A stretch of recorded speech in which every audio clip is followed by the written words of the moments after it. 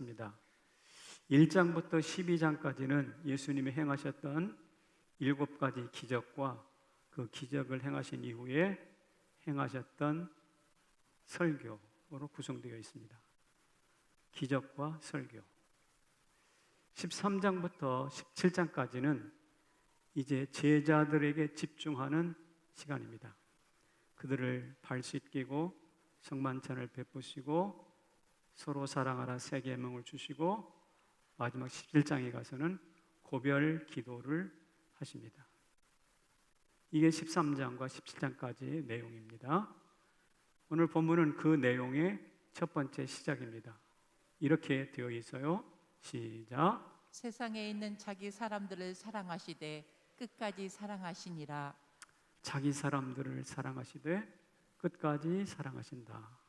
참 들어도 마음이 따뜻해지는 말씀이죠. 그런데 그 말씀 바로 뒤이어서 또 다른 말씀이 있습니다. 무슨 말씀이냐면 마귀가 활동을 시작했다는 거예요. 같이 읽습니다. 시작. 마귀가 벌써 시몬의 아들 가룟 유다 마음에 예수를 팔려는 생각을 넣었더라. 유다의 마음을 장악하려고 내 스승 예수 죽여야 돼, 팔려야 돼, 그래야 내 민족이 살아. 속삭입니다. 그리고 이 말은 생각을 저장하는 마음 저금통. 이 마음은 생각을 저장하는 저금통이거든요. 이 저금통에 담깁니다. 이제 드디어 예수님과 마귀 사이에 팔고 팔리면서 죽고 죽이면서 배반하고 배반당하면서 벌어지는 치열한 영적 싸움, 영적 전쟁이 벌어집니다. 그래서 오늘 설교가 끝까지와 벌써의 싸움. 설교 제목이 끝까지와 벌써죠. 자, 그렇다면 오늘 여기서 생각해 볼 것이 끝까지에는 무슨 뜻이 담겼는가, 벌써에는 무슨 뜻이 담겼는가를 생각해 보는 것이 필요할 것 같습니다. 끝까지 담긴 뜻이 뭐냐? 유명한 설교가 제임스 보이스 목사는 이 끝을 3가지 끝으로 규정을 했어요. 첫째는 중보자로서 십자가에서 죽음으로 공생애를 끝내게 될 예수님의 끝이에요. 예수님의 끝. 두 번째로는 언젠가 나도 마지막 숨을 쉬게 될 텐데 내 생명의 끝. 세 번째로는 모든 세상이 다 하나님 앞에 서게 될 텐데 심판대 앞에 서게 될 세상의 끝. 예수님의 끝, 나의 끝, 온 세상의 끝.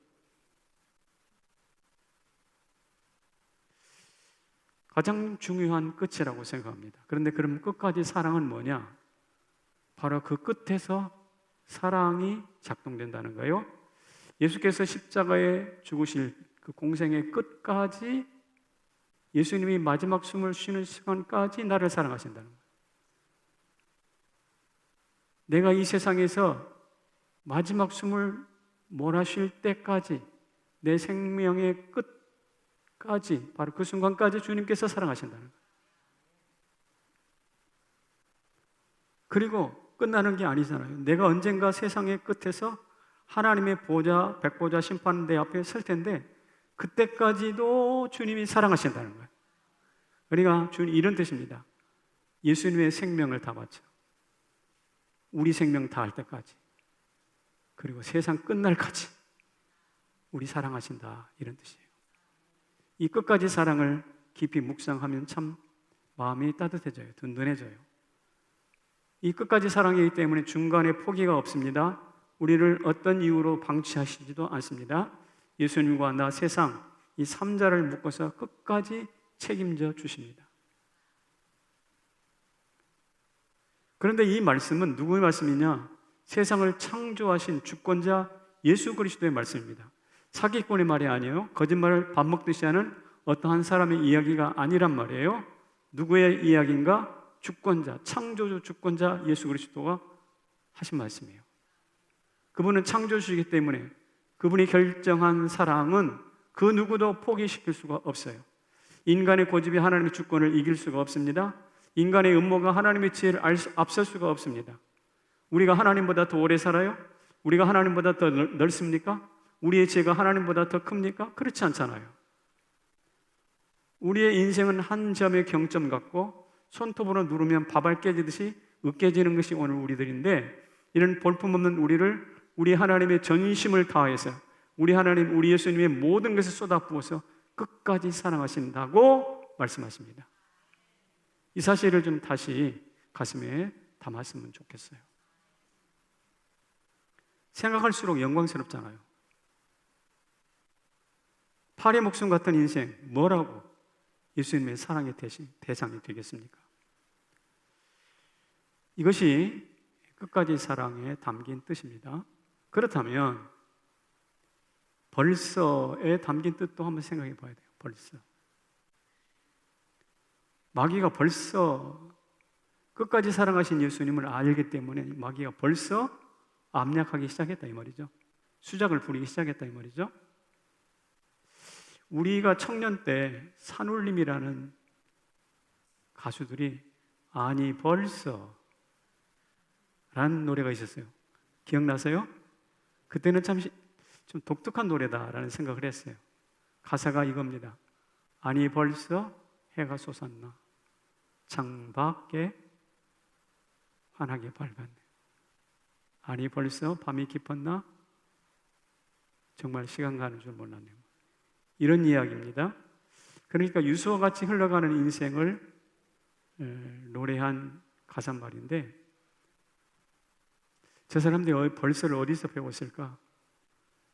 마귀도 벌써 예수 배반하려고 유다의 마음을 흔들어 버렸는데, 여러분 아침이 벌써 왔다는 것만 알고 오늘도 유다가 내 마음을 흔들고 있다는 사실을 모른다면 벌써 아침이 왔다는 사실을 깨닫는 것이 별 의미가 없어. 아침이 벌써 왔네라는 것을 깨닫는 사람이라면 벌써 사단이 우리 마음을 흔들 수도 있겠구나 라고 깨달으시기를 바랍니다. 선수 치는 거죠, 사단은. 근데 선수 치는 마귀는 특징이 하나 있어요. 끝까지 책임지지 않아요. 예수님은 아까 끝까지 사랑하신다고 그랬잖아요. 그런데 마귀는 벌써 선수는 치지만 끝까지 책임은 안 져. 나는 뒤끝이 없어. 막말해놓고 난 뒤끝이 없어. 이런 사람들 있잖아요. 예수 닮았어요? 마귀 닮았어요? 왜 답변이 없으십니까? 예. 이 벌써는 죽이는 벌써예요. 부지런한 벌써가 아니더라고. 그래서 이 벌써는 유다를 끝까지 책임져 주지 않기 때문에 급사로 몰아서 자살하게 만들잖아요. 따라서 마귀의 벌써는 영적인 과속입니다. 불법 운전입니다. 그런데 오늘 우리에게도 벌써가 있다는 사실입니다. 우리에게 흔히 나타나는 벌써를 제가 한번 생각해 봤어요. 뭘까? 첫째는 하나님보다 앞서가는 것, 이거 벌써예요. 두 번째, 기도 없이 결정한 것, 이것도 벌써예요.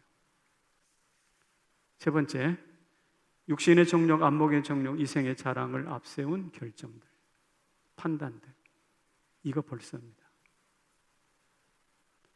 이 벌써 때문에 아브라함이 이삭보다 이스마엘을 먼저 낳았고 이스마엘이 골칫덩이가 되잖아요. 요나는 이 벌써 때문에 선수 쳐서 어디로 가버렸어요? 니느웨에 안 가고 다시스로 가다가 물고기 뱃속에 들어가잖아요. 저는 성남제일교회 성도 여러분에게 축복합니다. 여러분의 인생 가운데 마귀의 벌써가 아니라 예수님의 끝까지 사랑이 역사하기를 축복합니다. 그래서 벌써는 인생의 대책이 아니라 뭐라고요? 올무예요.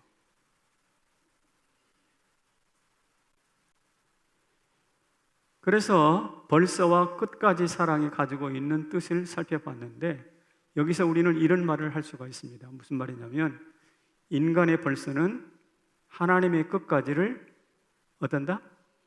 이기지 못한다는 거예요. 절대로 이기지 못합니다.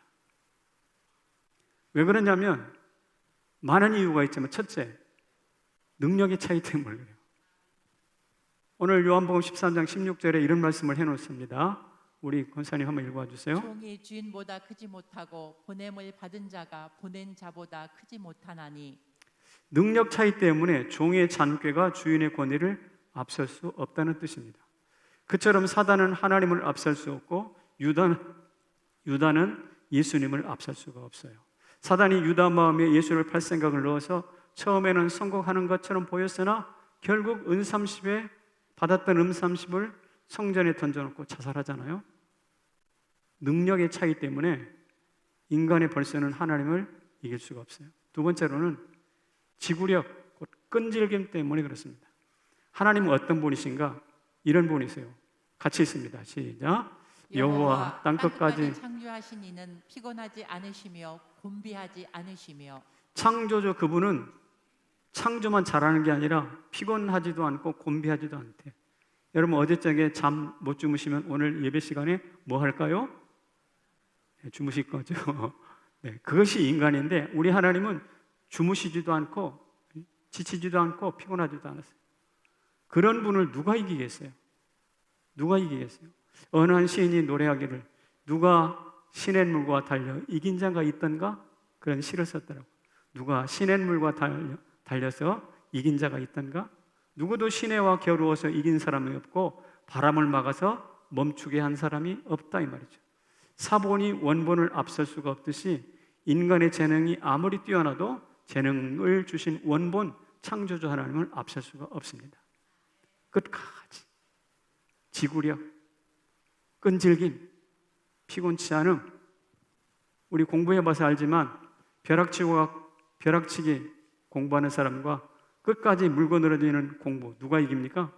끝까지가 이겨요. 힘센 자하고 아무리 때려 눕혀도 다시 끝까지 덤비는 자 누가 이깁니까? 오뚜기 같이 다시 일어나는 사람이 이겨요. 사랑하는 성도 여러분, 우리가 어떤 지원을 받고 있느냐면 선수 진우 그리고 끝을 책임지는 그런 사단의 지원이 아니라 어떤 경우도 지치지 않고 끝까지 우리보다 차원 능력이 많으신 하나님의 지원을 받고 있다는 사실을 믿으시기 바랍니다. 그래서 이 하나님의 사랑이 뭐냐? 하나님의 사랑의 끝까지 사랑은 강력한 사랑입니다. 지치지 않는 사랑입니다. 포기하지 않는 사랑입니다. 이 강하고 끈질긴 사랑이 나를 놓지 않고 붙들고 있다는 사실을 믿으시기를 바랍니다. 베드로가 사랑받으며 3년 동안 예수님을 따라다녔잖아요. 그러나 하찮은 여종의 질문 앞에 부들부들 떨면서 3번이나 부인해버렸어요.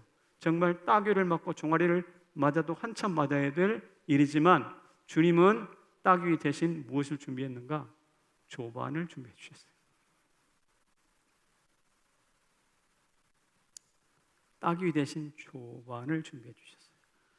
3번 실수를 극복하라는 응원을 하시듯이 3번 묻습니다.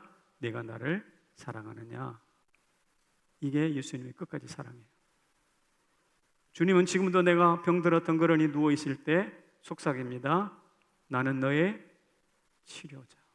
오늘 우리 교회에 병들어 계신 성도 여러분, 이 설교를 들으면서 끝까지 사랑하시면서 우리를 책임지시는 주님의 음성을 들으시길 바랍니다. 나는 너의 치료자.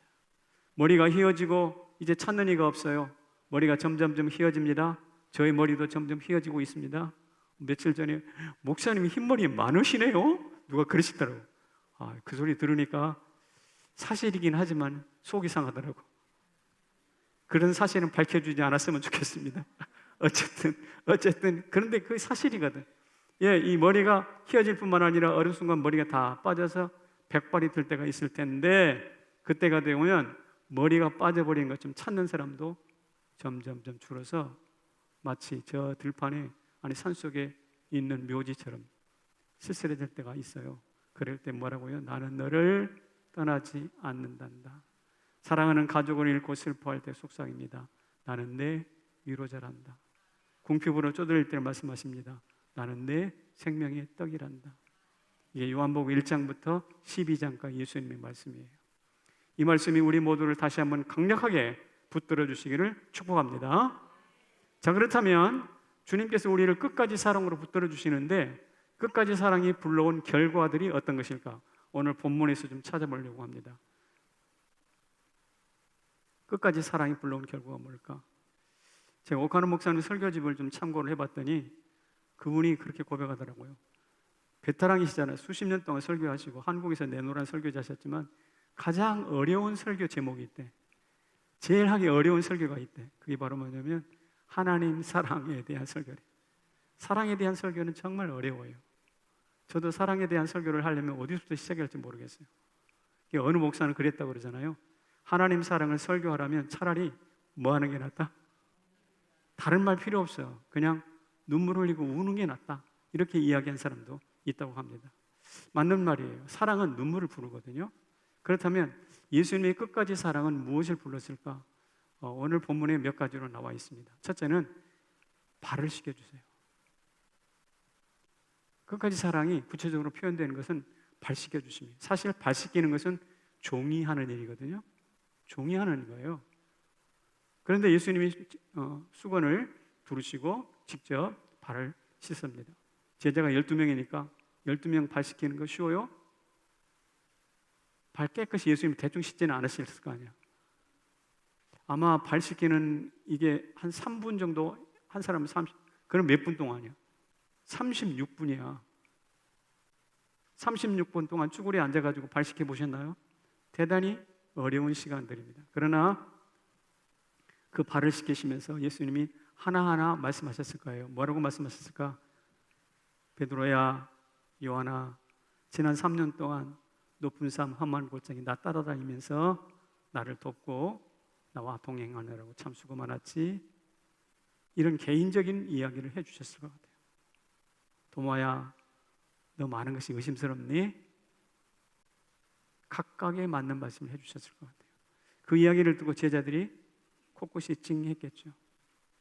냄새나고 내어놓기 부끄러운 발, 내 신체의 끝자락에 무겁게 신음하던 발, 주님이 손을 대시고 씻어요. 교황은 발 씻어놓고 입 맞추더라고요. 예성 본문에는 예수님이 입 맞췄다는 기록은 없는데 아마 입 맞췄을 가능성도 있습니다. 내 발이 경험한 최고의 순간이에요. 창조주에서는 어떤 손입니까? 세상을 만드셨던 손이에요. 우리를 만드셨던 손이에요. 그 손이 지금 누구가 좀 내 발을 만져주셔요. 뭐 때문에? 끝까지 사랑 때문에. 이 사랑을 확신하시기를 바랍니다. 누가 뭐래도 끝까지 주님이 여러분을 사랑하신 줄로 믿으시기 바랍니다. 두 번째로는 그렇게 하심으로써 상관을 맺으세요. 베드로가 아닙니다. 난 어떻게 주님이 내 발을 씻깁니까? 거부했잖아요. 내가 너를 씻겨주지 않으면 너와 나는 뭐가 없다? 상관이 없다고 그랬잖아요. 여기서 상관이라는 말은 분깃이란 말이에요. 다시 말해서 아버지에게 유산을 받은데 내게 돌아올 분깃, 이런 뜻이기도 하고요. 또 하나는 동업자가 가지고 있는 지분을 뜻하기도 해요. 그러니까 내가 내 발을 씻기지 않으면 내 몫은 없어. 너는 나에게 상속받을 게 없어. 너는 나의 동업자가 아니야. 이런 다중적인 의미를 가지고 있습니다. 상관없는 관계가 발 씻김을 통해서 서로 몫을 나누고 책임져주고 동업자가 되는 거예요. 이것도 대단한 사랑입니다. 여러분, 유대 청년이 나의 구주가 된다는 것이 그것도 2000년 전에 한 청년을 내가 이 코리아에 있는 2000년 전에 한반도에 있는 어느 한 아저씨가 그 청년을 주라고 부를 수 있다? 이것은 엄청난 상관관계 아니에요. 말도 안 되는 이런 관계를 맺어 성공적으로 고백하게 만드는 것은 끝까지 사랑이 있기 때문에 그런 것이란 말이에요. 세 번째는요, 본을 보이는 것입니다. 주님 말씀하시기를 오늘 15절에 이렇게 말씀하셨네요. 시작. 내가 너희에게 행한 것 같이 너희도 행하게 하려 하여 본을 보였노라. 본, 여기서 본은 눈앞에 직접 보여주다. 그러니까 시범을 보이다라는 뜻입니다. 시범을 보이다. 그리고 이 시범은 누구한테 보이는가? 아주 절친한 사이에 보여주는 거예요. 절친한 사이에 보여주는 행위. 그러니까 특수 관계에서 가르치고 배우는 때 본을 보여요. 아무한테나 하는 게 아니에요. 이를테면 박지성이 누군가를 위해서 특별 축구 교실을 연다, 뭐 그런 의미예요. 일타 강사가 누군가를 위해서 특강을 연다. 선동열이 나 한 사람을 위해서 투수 교실을 연다, 뭐 이런 뜻이에요. 이게 본을 보인다는 의미가 무슨 뜻인지 아시겠어요? 네. 차범근 축구 교실이 폐쇄됐다고 그러는데, 차범근 그 양반이 나만을 위해서 볼 차는 법을 봐서 특별히 과외시켜 주겠다. 이게 바로 오늘 본을 보인다는 의미입니다. 이것도 보통 사랑이 아니에요. 특별한 사랑입니다. 자, 특별한 사랑이 뭘 했나요? 발을 시켰어요. 특별한 사랑이 어떻게 했나요? 2000년 전 예수와 2000년 후 저 수십만 킬로 떨어져 있는 코리아와 나를 연관시켰어요. 상관시켰어요. 그 특별한 사랑이 본을 보였어요. 특별 교실을 만들었어요. 특별 교사. 그러니 이 말은 멀찌감치 군중 속에 있는 나를 바라보는 게 아니라 수많은 사람들 가운데 카메라 샷이 쭉 크루어져 줌업한다고 그러나요? 쭉 포착해가지고 어느 한 사람 얼굴을 딱 찾아내는 거 있죠? 그런 느낌이에요. 끝까지 사랑은 수십억, 수백억, 수천억의 인구 중에서 카메라 줌으로 쭉 빨아들여서 홍정기 얼굴을 탁 드러내는 거예요.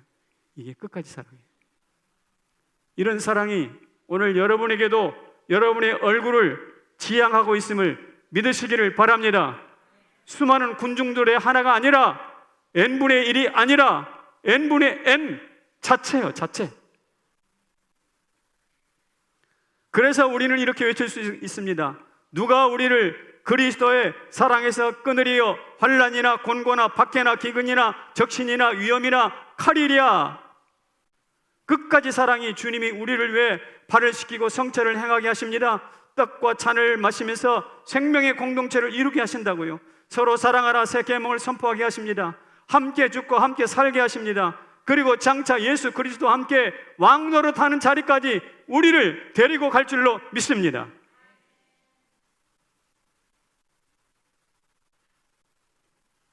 여기서 제가 좋아하는 가사말이 하나 생각났어요. 빛이 없는 어둠 속에서도 찾을 수 있는, 아주 작은 몸짓 하나라도 느낄 수 있는, 소리 없는 침묵으로도 말할 수 있는 우리는 연인.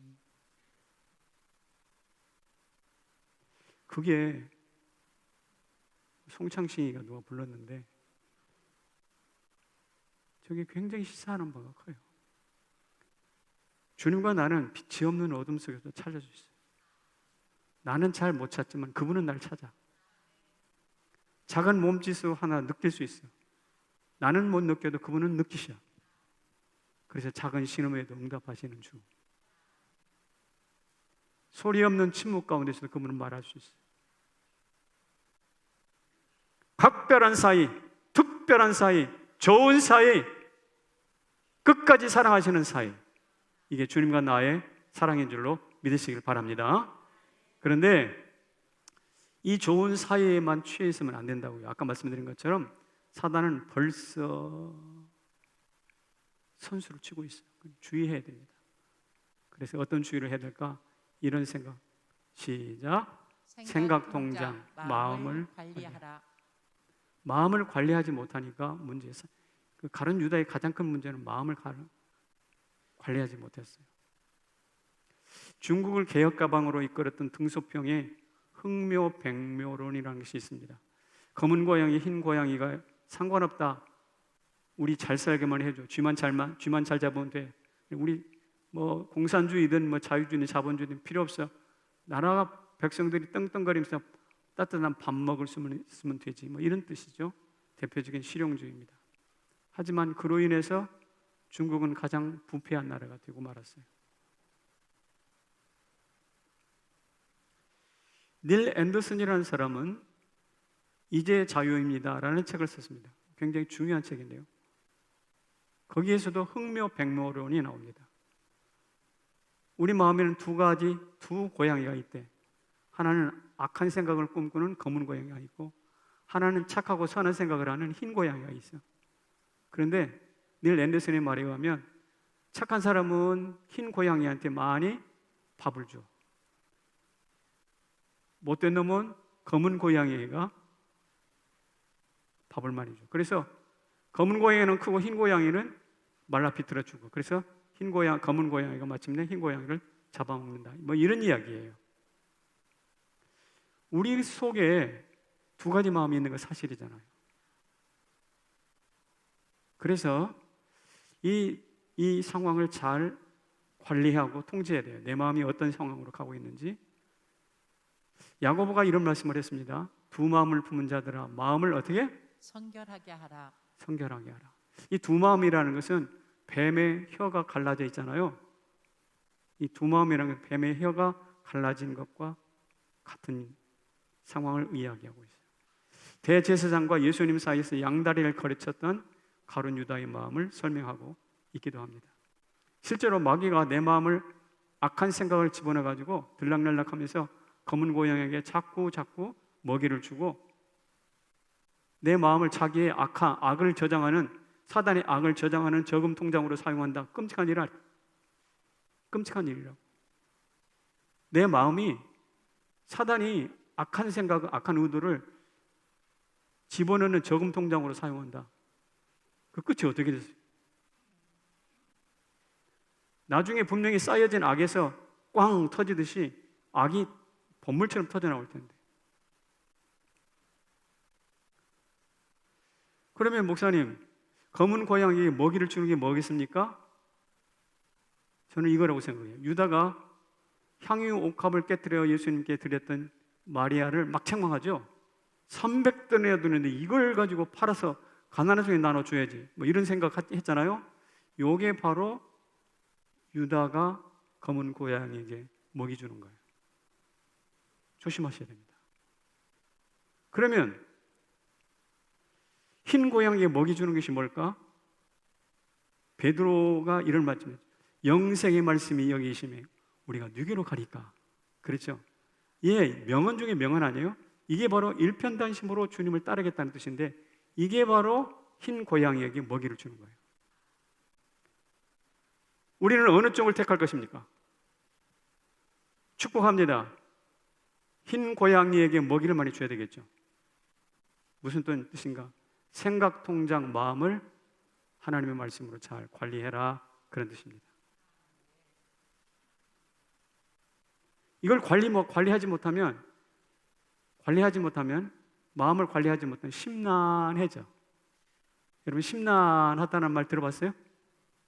마음이 심란하면 얼굴이 어두워지겠죠? 그리고 마음이 심란하면 갑자기 어떻게 되냐면 확이란 말이 생각나. 확 뒤집어버려, 깨버려, 엎어버려, 뭐 이런 거죠. 우리 남성 여러분, 우리 자주 경험하는 확. 이 확이라는 것이 뭐냐? 생각 통장, 마음 통장 제대로 관리하지 못했다는 거고, 마귀가 벌써 내 마음속에 손수 쳤다는 뜻이고, 내 마음속에서 흰 고양이보다 검은 고양이가 엄청나게 이따먹게 커버렸다는 뜻이에요. 그때 하나님 앞에 엎드려야 됩니다. 기도해야 됩니다. 회개해야 됩니다.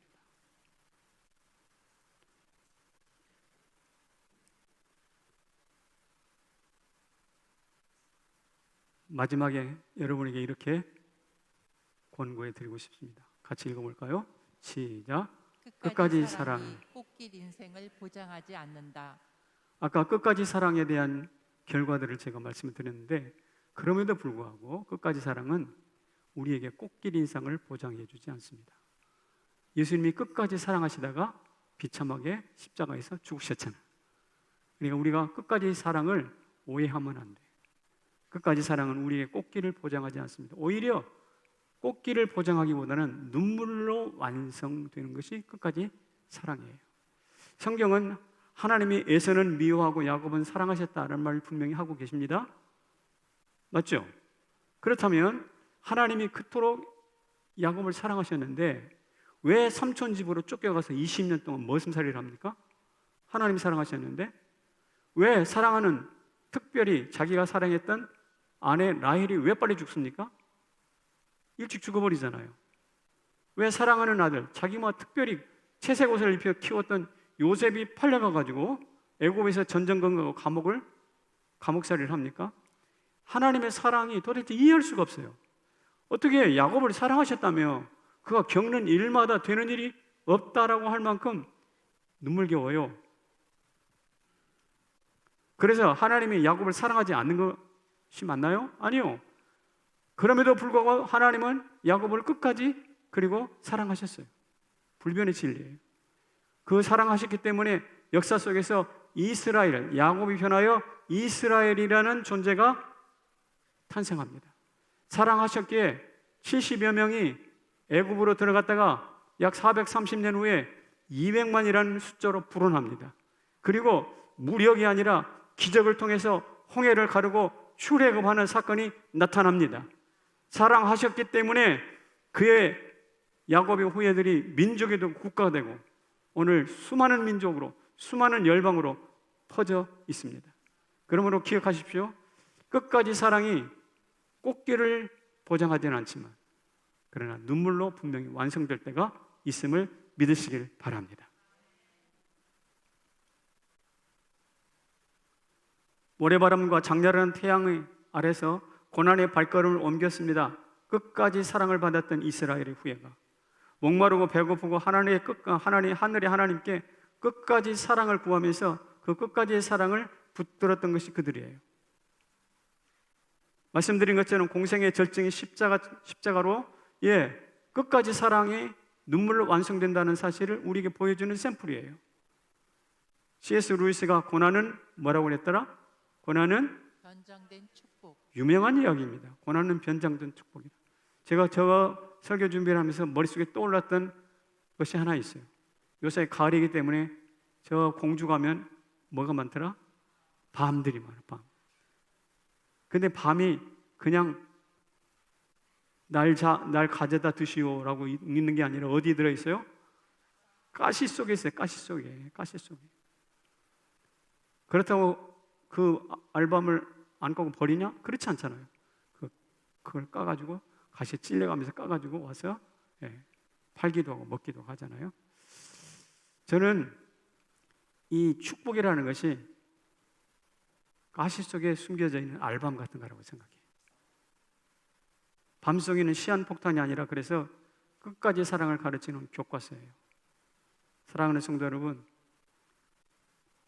말씀드린 것처럼 끝까지 사랑은 눈물로 완성됩니다. 따라서 그 자리를 피하지 마시고 주님이 우리를 끝까지 사랑하신 것처럼 그 고난을 끝까지 견디시기를 축복합니다. 끝까지 견디세요. 알밤 하나 먹으려면 한두 번은 찔려줘야 되는 거 아니야? 한두 번 가시에 찔려줘야 되는 거 아닙니까? 그래야 알밤이 맛있지. 그것도 없으면 알밤이 딱 먹을 때 에이 벌레 먹었네, 에이 별 맛이 없네, 던져버려. 왜? 찔려본 경험이 없으니까. 어느 한 노인이 암 선고를 받고 시한부 6개월 인생을 살고 있었습니다. 참 마음이 아팠겠죠. 그런데 그 환자의 아들이 의사였어요. 근데 아버지하고 의사 아들하고 관계가 너무 안 좋았어요. 서로 얼굴도 보지 않는데, 근데 병들었으니 어떡합니까?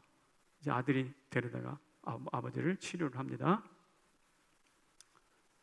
근데 어느 날 아들 의사가 결심을 했어요. 내가 이렇게 우리 아버지를 보내면 안 되겠다. 그래가지고 아버지한테 가서 이렇게 억지로 입을 열었습니다. 아버지, 제가 그동안 아버지 많이 힘들게 했죠. 저도 아버지 많이 싫어했습니다. 그런데 아버지 얼굴 볼 날이 며칠 안 남았어요. 제가 결정합니다. 아버지 사랑하기로. 그래서 제가 아버지를 좀 안아드릴게요. 그래가지고 아버지를 억지로 안아줬어요. 한 번, 두 번, 세 번 하다가 이번에는 아버지 제가 안아줬으니까 아버지도 저를 안아주세요. 아버지도 몸도 불편한데다가 안아달라고 하니까 뭐 억지로 뭐 신용을 냈겠죠. 그래서 한 번, 두 번, 세 번, 네 번, 다섯 번, 여섯 번, 50번, 60번, 70번, 100번 넘었어요.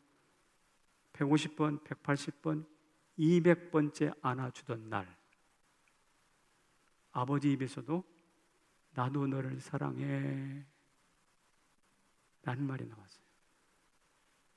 이게 200번째, 200번째 안겨서 나타난 기적이라는 글 속에 나오는 내용이에요.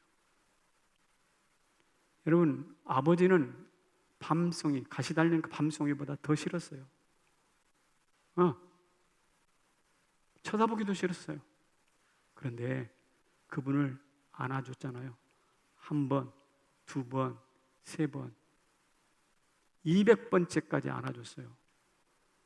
그러자 아버지 입에서 나도 너를 사랑한다. 그리고 천국 가는 거죠. 여러분, 끝까지 사랑이 바로 이런 겁니다. 우리 주님 앞에 끝까지 사랑을 받았으니 우리 또한 끝까지 사랑을 실행합시다. 비록 꽃길 인생이 아닐 수 있어요. 그러나 끝까지 사랑은 눈물로 완성되는 거예요.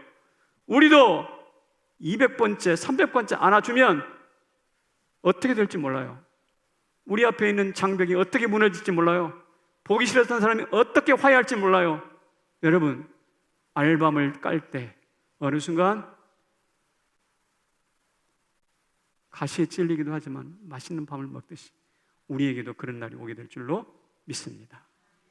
자리에서 일어나 주십시오.